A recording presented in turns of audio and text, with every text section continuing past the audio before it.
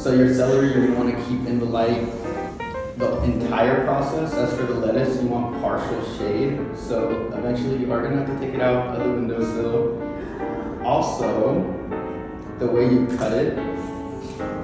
So if y'all have your little knife and your lettuce, you can get your lettuce now on the plate.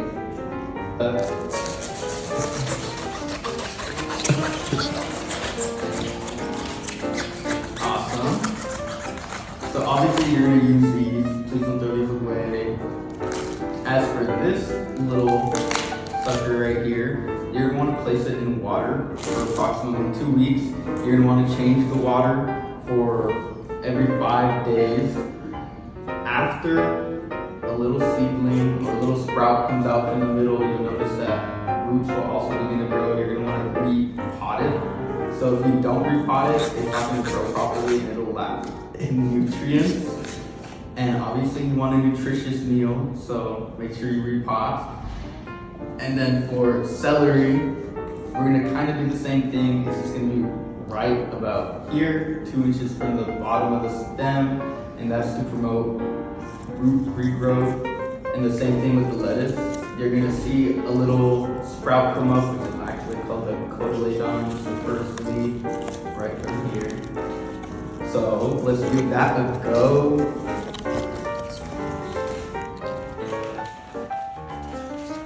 So I just want to emphasize that after your little sprout comes out, you really do have to repot it. The soil that you place it in is what gives the veggies its nutrients. If you leave it in water, it'll wilt and it won't be very nutritious and it'll lack color. So make sure you repot your veggies once the stem starts to regrow.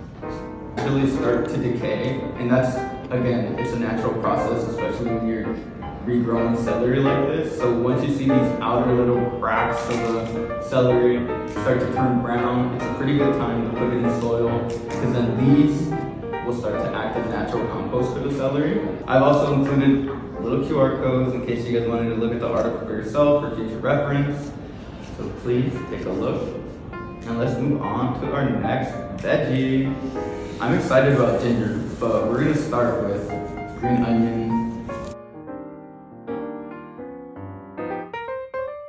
So, with green onions, you're gonna slice off the ends of the bulbs. I have some green onions there if you need it. And you don't need to cut too high for this. Literally, here's a green onion. You can see the little root right here. This is considered the bulb. You're just gonna cut right here. You're gonna go too high.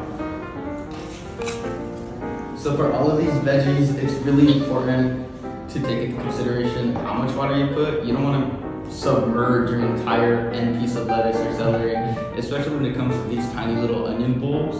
You want to make sure that they're just covered with water, otherwise they're going to be malnourished or overnourished, and you don't want that. I don't have little sticks, but yeah, I'm going to put this guy in here for now.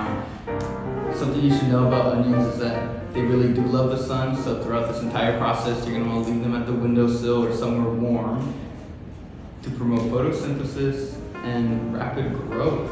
As for ginger, that is really important to know about ginger is that it is not a root. It is considered a rhizome, which is a part of the root that stimulates regrowth of a plant. So whenever you see a ginger plant, they're actually like copies of each other. The rhizome's job is to make copies of this plant, so that's really interesting. So when we are going to cut up the ginger, you want to cut up the ginger in portions where these little bulbous parts are sticking out, because those are the meristematic parts that promote cell division. So you're going to tear that off and break it into little pieces. Again, these little parts. And now you guys have little ginger rhizomes.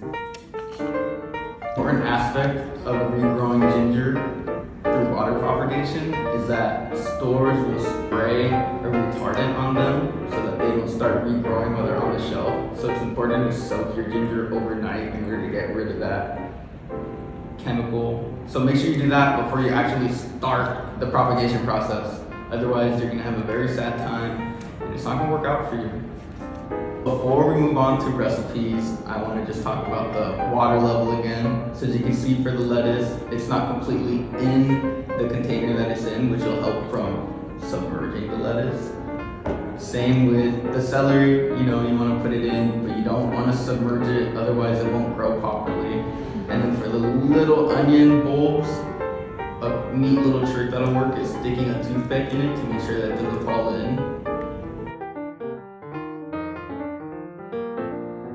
Going to the recipe, whenever you're cooking anything, whatever it may be, as long as it has veggies, any of the scraps that you have left over, you can put them in a Ziploc bag, freeze them, and just keep adding to that Ziploc bag until it gets full. And eventually you'll be able to just boil all of those vegetables, a good mixture of what you want. You don't need any precise combination unless you're really going for something, but I think the best veggie broth is always well mixed. So once that bag is full, you're just gonna boil everything, add a bit of seasonings if you want that flavor.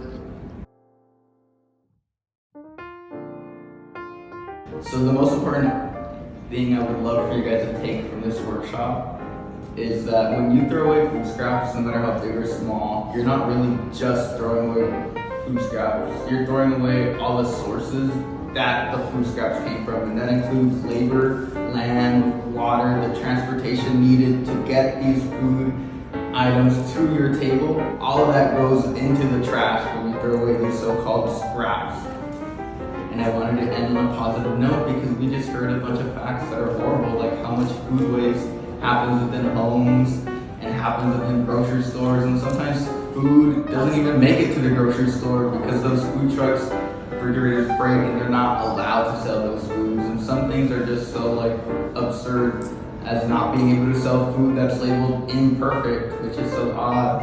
So some things that are being done currently are an ordinance that is SB 1383, which seeks to reduce organic waste sent to landfill by 75% to meet California's climate goals.